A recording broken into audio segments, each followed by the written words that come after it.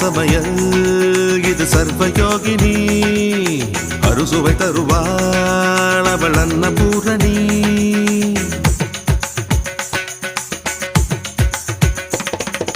சரவண சமயல்